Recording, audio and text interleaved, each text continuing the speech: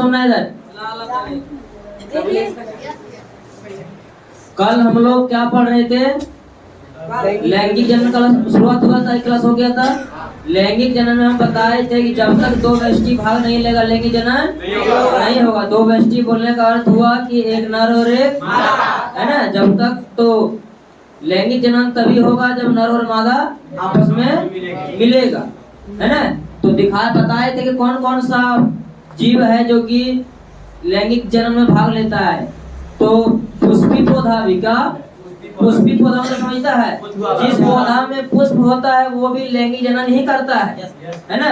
अब बताए थे कुछ ऐसा पौधा होता है जिसमें कि नर भाग अलग होता है, मादा भाग, और कुछ ऐसा पुष्प होता है जिसमें दोनों क्या होता है, एक ही में होता है। जो तो एक ऐसा मतलब जीव जिसमें दोनों गुण पाया जाता हो उसे कहते हैं हम लोग क्या, द्विलिंगी जीव।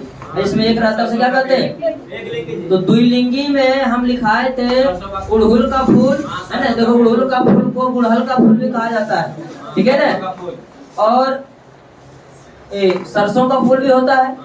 तो आज हम लोग देखेंगे कि पुष्पी पौधों में लैंगिक जनन कैसे होता है। तो पुष्पी पौधों में लैंगिक जनन मुख्य रूप से पुष्प के द्वारा ही होता है। किसके द्वारा होता है? पुष्प के द्वारा ही होता है। पुष्पी पौधों में अगर जनन करने का कोई महत्वपूर्ण भाग है तो वो कौन सा है? पुष्प है। इसीलिए पुष्प का हम लोग अच्छी तरह से संरचना जानेंगे। अब देखो सरसों का फूल का तो संरचना बना नहीं सकते हैं, इसलिए हम लोग क्या लिए? गुड़हल का फूल लिए। कौन सा लिए? गुड़हल का फूल लिए, ठीक है ना। और इसमें स्त्री के मतलब इसमें जो है नर और मादा जो है दोनों का गुण एक ही में पाया जाता है। तो ध्यान देना है, अगर जीव आए ना तब हम लोग बोलेंगे क्या, नर और मादा। अगर कोई पुष्प लेते हैं तो पुष्प का जो नर भाग होता है वो कहलाता है क्या, पुंकेसर, और जो स्त्री भाग होता है वो क्या कहलाता है, स्त्री केसर, ठीक है ना। यहाँ पे हम नर और मादा नहीं बोलेंगे, क्या बोलेंगे, पुंकेसर और स्त्री केसर बोलेंगे। तो पुष्प का अच्छी तरह से संरचना पहले समझ लेते हैं। पुष्पी पौधों में लैंगिक जनन के लिए सबसे महत्वपूर्ण भाग कौन है? पुष्प। पुष्पी पौधों में अगर लैंगिक जनन होता है, फल अगर लगता है तो इसका महत्वपूर्ण भाग कौन है? पुष्प। फूल है, कौन है? फूल है, ठीक है ना। पुष्प को हम लोग क्या कहते हैं? फूल कहते हैं। और बढ़िया से इसका संरचना पहले सुन लो, उसके बाद क्या लिखा है नहीं लिखा है वो बाद में देखेंगे। अगर एक बार सारा बात सुन लिया तो ये जो लिखा है अगर हम नहीं बताएंगे फिर तुमको पूरा समझ में आ जाएगा। पुष्प का मुख्य रूप से 4 भाग होता है। कितना भाग होता है? 4 भाग होता है। 2 बाहरी भाग और 2 अंदर वाली भाग, है ना। 2 बाहर भाग और 2 अंदर। और इस 4 भाग से और भी बहुत सारा चीज क्या होता है, जुड़ा होता है। लेकिन मुख्य रूप से कितना भाग होता है? 4 भाग। बाहर का जो 2 भाग होता है उसको कहते हैं हम लोग बाह्य दल पुंज और दल पुंज। क्या कहते हैं? बाह्य दल पुंज और दल पुंज। और अंदर का जो भाग होता है वो एक को कहते हैं पुंकेसर और एक को कहते हैं स्त्री केसर। क्या क्या? पुंकेसर और स्त्री, मतलब ऐसा समझो पुमंग और जायांग कहते हैं। क्या कहते हैं? पुमंग और, देखो बहुत सारा पुंकेसर मिल करके बनाता है पुमंग और बहुत सारा स्त्री केसर मिल के बनाता है जायांग। समझ में आया? बहुत सारा पुंकेसर मिल के क्या बनाता है? पुमंग, और बहुत सारा स्त्री केसर मिल क्या बनाता है? जायांग। तो पुष्प का मुख्य रूप से कितना भाग होता है? 4 भाग। 2 बाहरी भाग और 2 भीतरी भाग, है ना। तो बाहरी दोनों भाग का नाम क्या है? पुमंग और बाह्य दल पुंज और दल पुंज। बाहरी भाग का नाम बाह्य दल पुंज और दल पुंज। अंदर वाले भाग का नाम पुमंग और जायांग। बोलो, पुमंग और जायांग। अब देखते हैं कि बाहरी भाग का क्या काम है, अंदरूनी भाग का क्या काम है। देखो बाहरी भाग जो होता है अगर तुम पुष्प में देखेगा तो 2 प्रकार का उसमें पत्ता पाया जाता है, जिसको हम लोग पंखुड़ी कहते हैं। पंखुड़ी एक ऊपर में रहेगा और एक नीचे रहेगा। एक ऊपर और एक नीचे रहता है ना। बाहर में 2 भाग रहता है, एक ऊपर ऐसे जाएगा और एक नीचे ऐसे आएगा। देखा है ना पुष्प को? 2 भाग रहता है, एक ऊपर ऐसे जाता है और एक नीचे ऐसे आता है। जो नीचे वाला भाग होता है उसको हम लोग कहते हैं बाह्य दल पुंज। क्या कहते हैं? वो सबसे बाहर में होता है। और उसके अंदर जो ऐसे करके होता है उसको कहते हैं हम लोग दल पुंज। क्या कहते हैं? दल पुंज। समझ में आया? नीचे वाला बाह्य दल पुंज और ऊपर वाला दल पुंज। समझ में आ गया? इसका काम क्या है? इसका काम है पुष्प का जो जरूरी भाग है, पुष्प का जो जरूरी भाग कौन है? पुमंग और जायांग। अगर पुमंग और जायांग अगर नष्ट हो गया तो जनन क्रिया नहीं होगा। तो वही पुमंग और जायांग को सुरक्षित कौन रखता है? बाह्य दलपुंज। और अगर बाह्य दलपुंज और दलपुंज को तोड़ देगा तो पुमंग और जायांग क्या ऐसे एकदम रहेगा, और बाद में जब हवा हुआ लगेगा तो वो क्या नष्ट हो जाएगा, टूट जाएगा। तो बाह्य दलपुंज और दलपुंज का कार्य क्या है? पुष्प के जो जरूरी भाग है, आवश्यक अंग जो है, अर्थात स्त्री जायांग और पुमंग, उसका क्या करता है? वो रक्षा करता है। और साथ ही साथ अगर एक पुष्प का अगर दलपुंज और बाह्य दलपुंज अगर निकाल दो तो वो पुष्प नहीं रहेगा। पुष्प रहेगा? वो पुष्प का मतलब क्या होता है? सुंदरता। क्या होता है? और इसी का सब अगर पंखुड़ी तोड़ देंगे तो उसका क्या हो, सारा सुंदरता खत्म हो जाएगा। वो आकर्षक हमको देखने में नहीं लगेगा। आकर्षक मतलब क्या होता है? बहुत सुंदर दिखना। अगर एक पौधा में अगर बहुत सारा फूल लगा हुआ है, सबका एकदम जो दलपुंज दलपुंज एकदम ऐसे खड़ा है, तो वो पुष्प देखने में पूरा क्या लगता है? सुंदर लगता है। ऐसा वो मुरझा जाएगा तो खराब लगता है। तो दलपुंज और बाह्य दलपुंज का कार्य क्या है? पहला कार्य है कि पुष्प का जो आवश्यक अंग है उसका क्या करता है? वो रक्षा करता है। और दूसरी बात क्या है? ये पुष्प को आकर्षक बनाता है। क्या बनाता है? आकर्षक बनाता है। तो ये था हमारा बाहरी भाग। को अब अंदर वाला भाग आइए। अंदर वाला भाग को, अंदर वाला दो भाग होता है, एक को कहते हैं पुमंग और एक को कहते हैं जायांग। क्या कहते हैं? एक तो पुमंग और एक जायांग। ठीक है ना? तो पुमंग का दो भाग होता है। कितना भाग होता है? देखो पुष्प का बीच वाला भाग में देखेगा ना तो लंबा लंबा बहुत सारा क्या रहता है? एकदम डोरी जैसा बहुत लंबा लंबा रहेगा। उसी को हम लोग क्या कहते हैं? बहुत सारा उसको क्या कहते हैं हम लोग? पुंकेसर का कहते हैं। क्या कहते हैं? पुंकेसर। वो जो लंबा लंबा रहता है ना, उसे क्या कहते हैं हम लोग? पुंकेसर। बहुत सारा पुंकेसर मिल के क्या बनाता है? पुमंग। क्या बनाता है? पुमंग। तो पहले इतना भाग को तुम समझ लो। पुष्पी पौधों में जनन पुष्प द्वारा होता है। किसके द्वारा होता है? पुष्प के द्वारा होता है। पुष्प को ही जनक भाग कहा जाता है। इसका रचना हम लोग देखते हैं। देखो यहाँ पर ध्यान से, इसका मुख्य रूप से चार भाग है। दो गो, एगो ये वाला और एगो बाहर वाला जो पत्ता जैसा है। ये जो बाहर में इसको क्या कहते हैं हम लोग? बाह्य दलपुंज। जो नीचे में इसको क्या कहेंगे? बाह्य दलपुंज। और ये ऊपर में जो बड़ा बड़ा पत्ता जैसे से क्या कहेंगे? दलपुंज। क्या कहेंगे? दलपुंज। इसको पंखुड़ी भी बहुत आदमी बोलता है ना, तो क्या कहेंगे इसको हम लोग? दलपुंज। दलपुंज नहीं लिखे क्या इसमें? दलपुंज नहीं लिखे ना, चलो यहाँ पे लिख देते हैं। क्या दलपुंज? ये क्या है हमारा? तो बड़ा बड़ा ये क्या है? दलपुंज। ये दोनों बाहर वाला भाग हो गया। इसका कार्य क्या है? पुष्प को सुरक्षा देना और इसको आकर्षक बनाना। अंदर में देखो, अंदर में देखो इस प्रकार का डोरी डोरी जैसा बहुत सारा क्या है?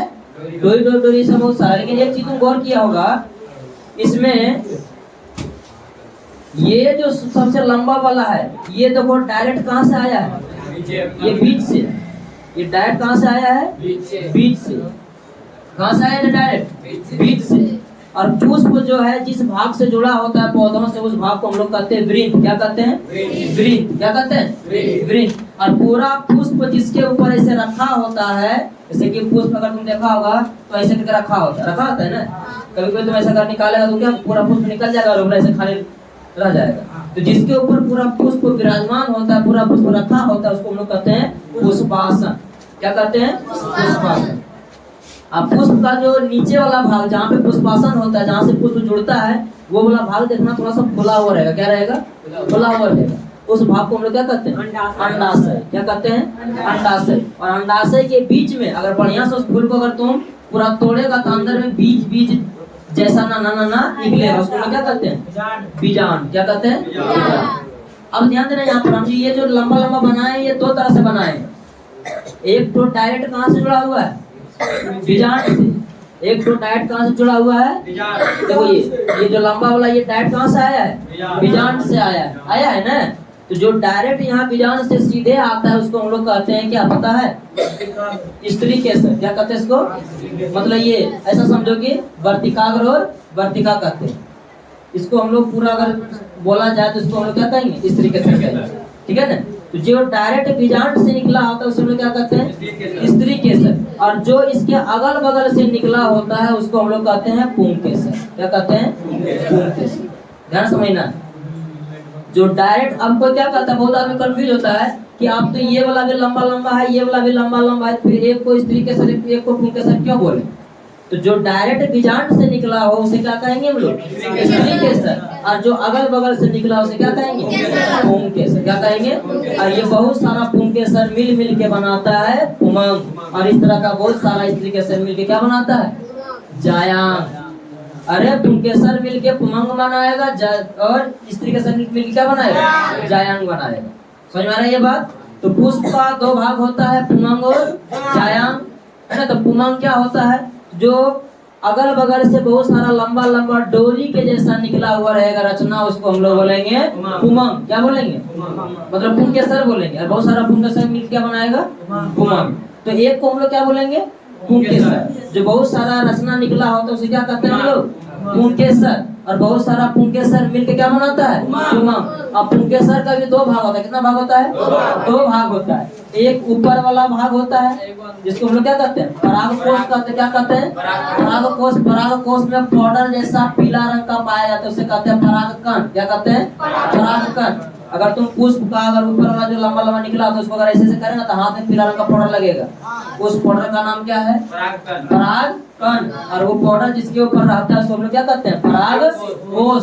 और परागकोश जिस लंबी नली से, परागकोश जिस लंबी डोरी जैसी रचना से जुड़ा होता है उसे हम लोग क्या कहते हैं? तंतु कहते हैं।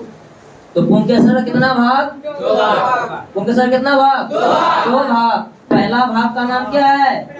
परागकोश। परागकोश में क्या रहता है? परागकण। परागकण का रंग कैसा होता है?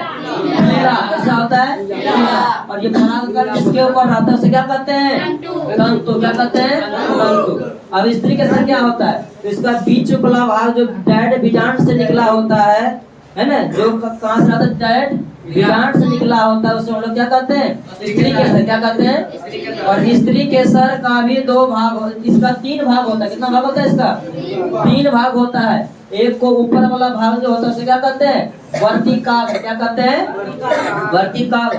और ये जो लंबा जैसा रचना होता है इसे कहते हैं हम लोग वर्तिका। क्या कहते हैं? वर्तिका। और ये पूरा रचना जिससे जुड़ा होता है उसे क्या कहते हैं?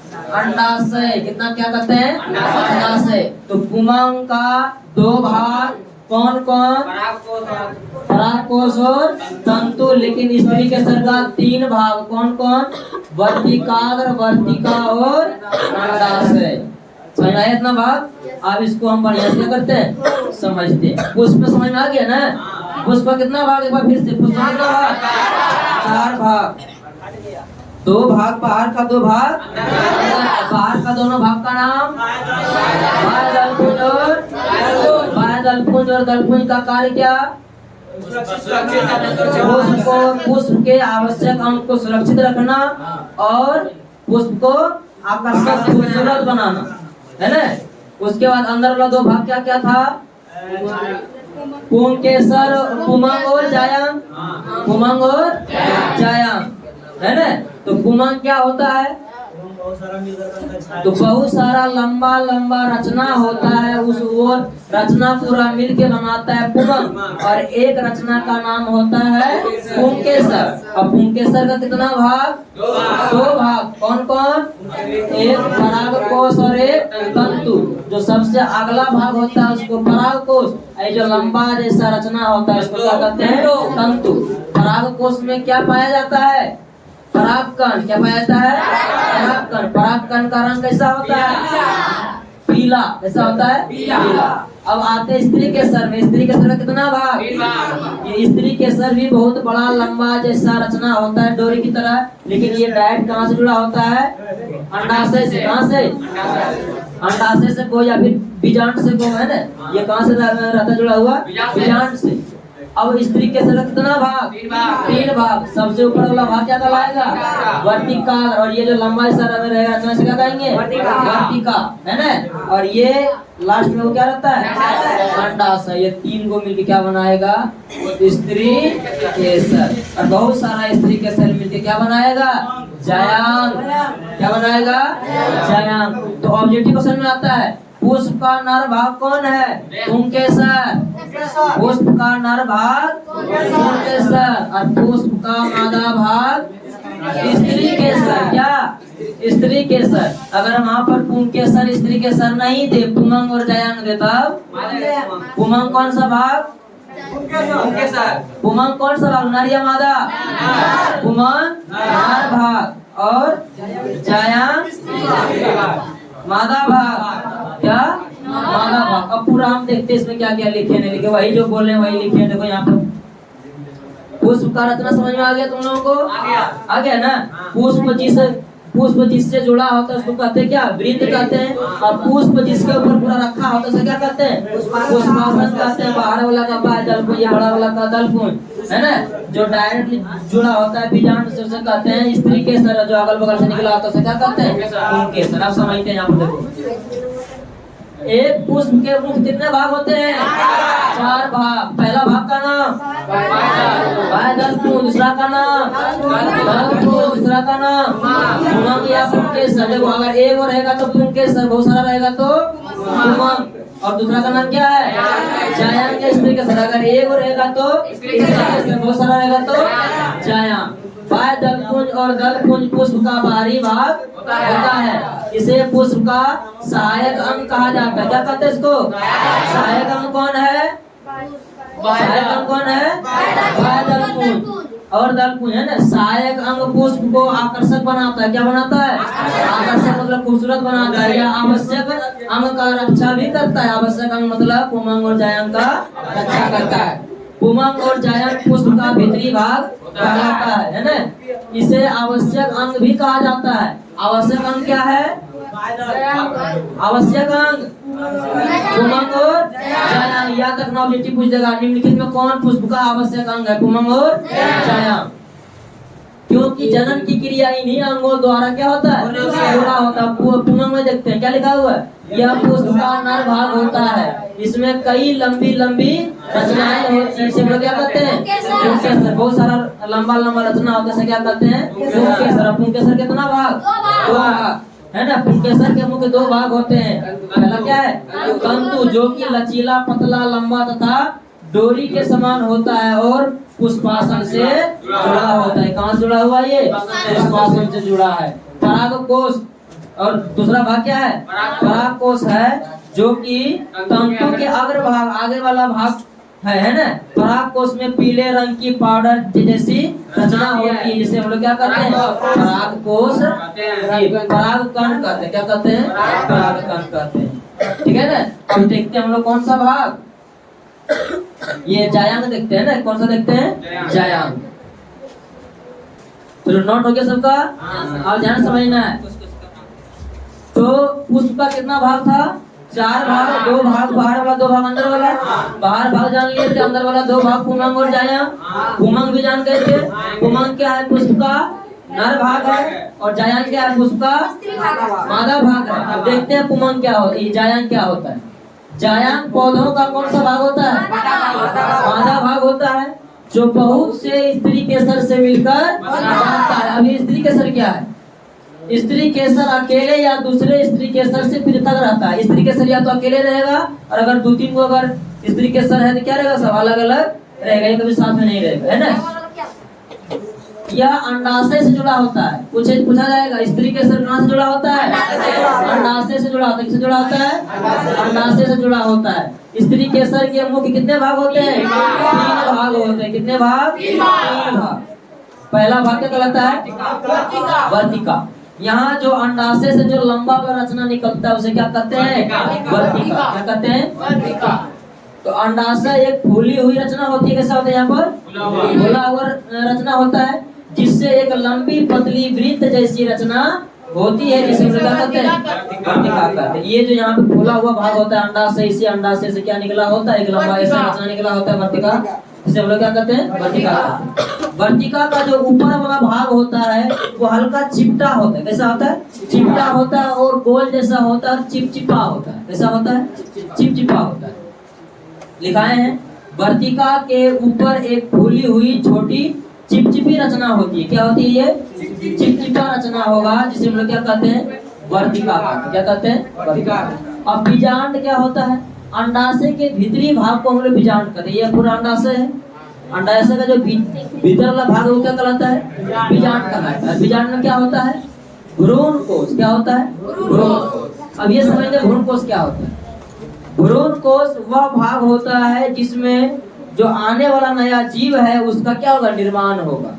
जैसे मनुष्य में भी भ्रूण, अब सुना होगा सब, भ्रूण हत्या सुना है ना? भ्रूण हत्या का क्या अर्थ होता है? भ्रूण में ही, पेट में ही क्या कर देना? बच्चे का हत्या कर देना, वही क्या कहलाता है? भ्रूण हत्या। तो भ्रूण क्या होता है? भ्रूण कोश होता है। भ्रूण कोश एक जगह होता है। क्या होता है? जगह होता है जहाँ पर शिशु का निर्माण होता है। तो उसी प्रकार से पुष्प में भी शिशु मतलब छोटा बच्चा, एकदम नाना सा बच्चा है ना, अब ध्यान देना है।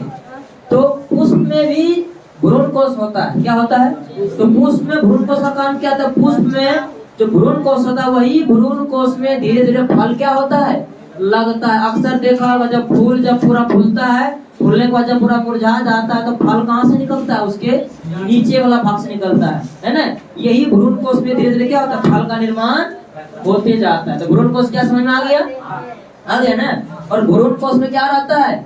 अंडाणु रहता है। क्या रहता है? अंडाणु रहता है। तो अभी तक हम लोग देखे थे पुष्प का पूरा रचना, लेकिन पुष्प भी लैंगिक जन्म करता है। इसका मतलब इसमें भी क्या होगा? निषेचन होगा। और निषेचन कब होता है? जब नर भाग और मादा भाग मिलता है। तो अब देखते हैं पुष्प में नर भाग और मादा भाग किस प्रकार से मिलता है। देखो, अगर पुष्प को छोड़ दिया जाए, अगर हम जंतुओं में आए, जैसे जानवर हो गया, पक्षी हो गया, मनुष्य हो गया, तो इसमें जो क्रिया होता है नर और मादा मिलने का, उसे हम लोग कहते हैं निषेचन। क्या कहते हैं? निषेचन। और पुष्प में जो नर भाग और मादा भाग मिलता है उसको हम लोग कहते हैं परागन। क्या कहते हैं? परागन। तो ये बात याद रखना है। अगर मनुष्य मतलब बड़ा बड़ा जो जीव है, पेड़ पौधों को छोड़ करके, ये सब जीव में अगर नर भाग और मादा भाग मिलेगा तो उसके लिए वो क्या कहेंगे? निषेचन। क्या कहेंगे? निषेचन। ऐसा बोलो, क्या कहेंगे? निषेचन। और अगर पुष्प में, पौधों में, अगर पौधों में नर भाग और मादा भाग मिलेगा तो क्या कहेंगे? परागन। क्या कहेंगे? परागन। याद रखना, पुष्प में नर भाग और मादा भाग मिलेगा क्या कहेंगे? परागन। और अगर बड़े बड़े जंतुओं में, जानवरों में मिलेगा क्या कहेंगे? समझ बात आया? अब ध्यान देना है, इसमें इसका स्त्री भाग कौन है? जायंत का स्त्री भाग कौन है? ये स्त्री केसर है ना? स्त्री केसर है। और ये स्त्री केसर में अंडाणु कहाँ है? एकदम बीच में है। अंडाणु कहाँ है? एकदम बीच में। अंडाणु कहाँ है? बीच में है। और इसका जो पराग कोश है वो कहाँ है? यहाँ है। और पराग कोश में क्या पाया जाता है? पराग कण पाया जाता है। तो जब तक ये पराग कण, ध्यान देना है, जब तक ये पराग कण इस अंडाणु के पास नहीं आएगा तब तक फल का निर्माण नहीं होगा। अब बात ये आता है कि ये पराग कोश में जो पराग कण पीला रंग का पाया जाता है वो आखिर अंडाणु में, अंडाशय में आएगा कैसे?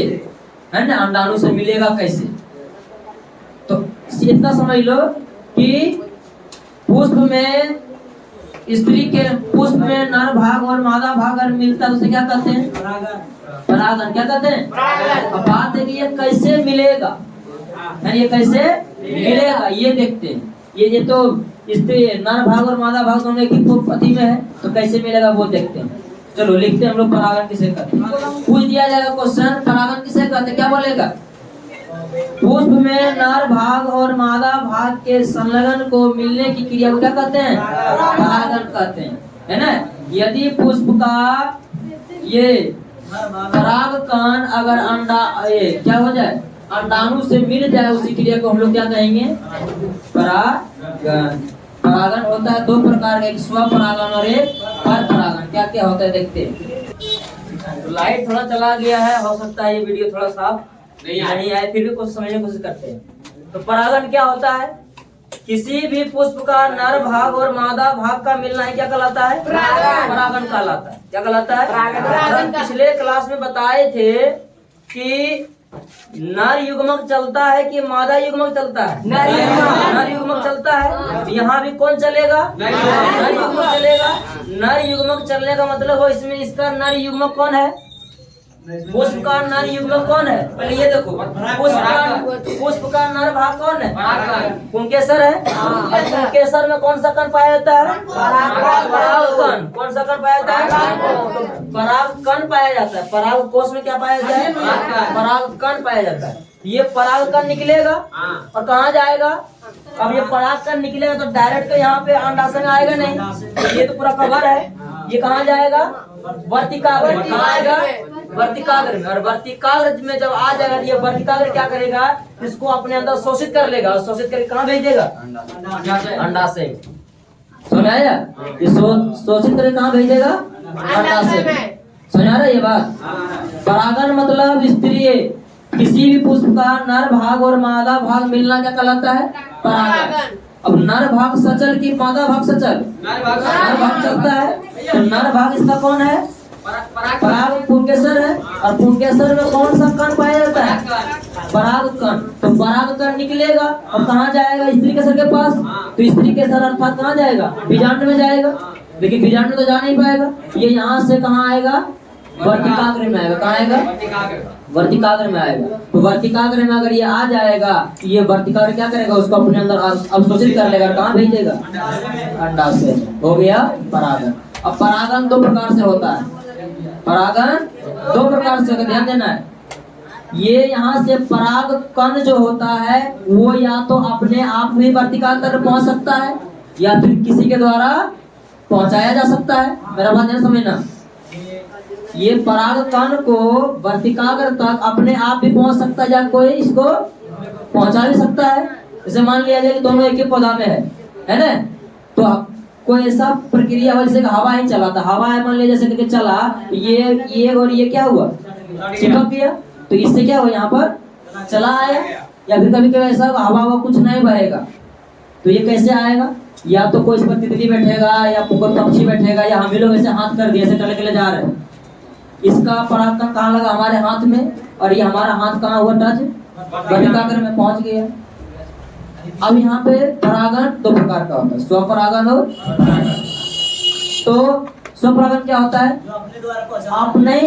अपने ही पुष्प का परागकण अपने ही वर्तिकाग्र तक पहुंचे। अपने ही पुष्प का परागकण अपने ही वर्तिकाग्र तक पहुंचे तो उसे कहेंगे स्वपरागण। और यदि इस पुष्प का परागकण किसी दूसरे पुष्प के वर्तिकाग्र तक पहुंचे तो उसे हम लोग कहेंगे परपरागण।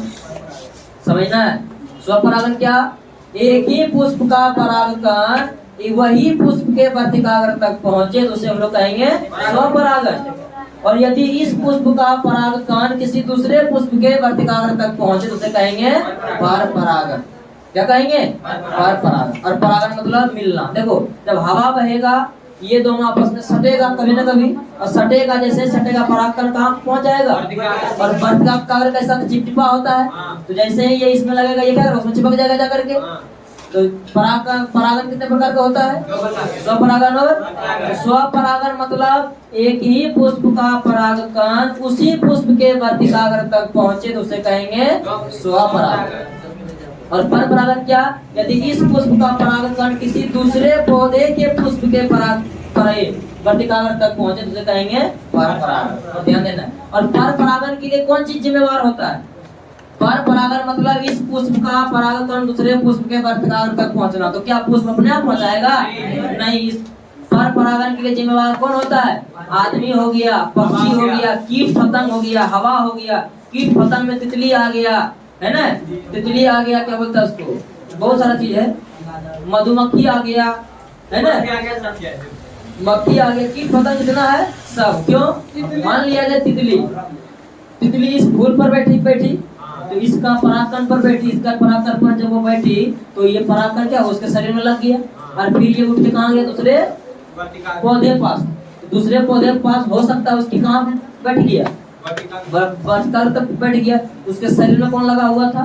परागकण। वो क्या हुआ? उसके वर्तिकाग्र में जाकर के या कभी कभी हम लोग क्या करते हैं फूल को ऐसे सालाते हैं ना, ऐसे फूल को जब सालाते हैं तो हमारे हाथ में क्या लगता है? परागकण। और वो जो ऐसे करते हैं तो वही परागकण कभी कभी ऐसा होता है कि इस वर्तिकाग्र से सट जाता है। तो यहाँ पर थोड़ा सा देख लेते हैं परागण क्या है। पराग कोश से परागकण निकलकर उसी पुष्प के वर्तिकाग्र या किसी दूसरे पुष्प के वर्तिकाग्र तक पहुंचे तो उसे क्या कहेंगे? परागण कहेंगे। देखो परागण में हम ये नहीं बोले हैं कि इसका परागण इसी के वर्तिकाग्र तक पहुंचेगा, किसी में भी पहुंच जाए उसे कहेंगे परागण। ये अलग अलग तब होगा जब हम अलग अलग लिखाएंगे। तो परागण मतलब सिंपल समझो कि किसी भी पुष्प का परागकण निकल करके उसी पुष्प के वर्तिकाग्र तक पहुंचे या फिर किसी दूसरे पुष्प के वर्तिकाग्र तक पहुंचे तो उसे हम लोग कहेंगे परागण। परागण कितने प्रकार का? 2 प्रकार का। स्वपरागण, स्वपरागण में क्या होता है? उसी पुष्प का परागकण उसी पुष्प के वर्तिकाग्र तक पहुंचेगा, उसे कहेंगे स्वपरागण। भैया स्वरागन लिख दिए। स्वपरागण होगा, कहते हैं स्वरागन कहते हैं। क्या दिक्कत है? कोई दिक्कत वो लिख दो यहाँ पर। यदि उसी पुष्प का परागकण उसी पुष्प के वर्तिकाग्र तक पहुंचे तो उसे क्या कहेंगे? स्वपरागण। और यदि उसी पुष्प का परागकण किसी दूसरे पुष्प के वर्तिकाग्र तक पहुंचे तो उसे कहेंगे परपरागण। यहाँ लिखा है जब एक पुष्प का परागकण दूसरे पौधे के पुष्प के वर्तिकाग्र तक पहुंचे तो उसे क्या कहेंगे? परपरागण कहेंगे। और ध्यान देना है स्वपरागण किसमें होता है? स्वपरागण सिर्फ द्विलिंगी में होता है। किसमें होता है? द्विलिंगी में होता है। जैसे सूर्यमुखी, बालसम, क्या यहाँ पे लिखा हुआ है? पोर्चुला आदि, ये सब में क्या होगा? स्वपरागण होगा। और परपरागण के लिए जिम्मेवार कौन होता है? तो परपरागण मुख्यतः बाहरी कारक द्वारा होता है, जैसे कीट, मधुमक्खी वगैरह, तितली वगैरह, पक्षी, चमगादड़, मनुष्य, वायु इत्यादि के में कौन होता है? परपरागण कराने का काम यही करता है। ठीक है, तो आज का क्लास यहीं तक समाप्त हुआ।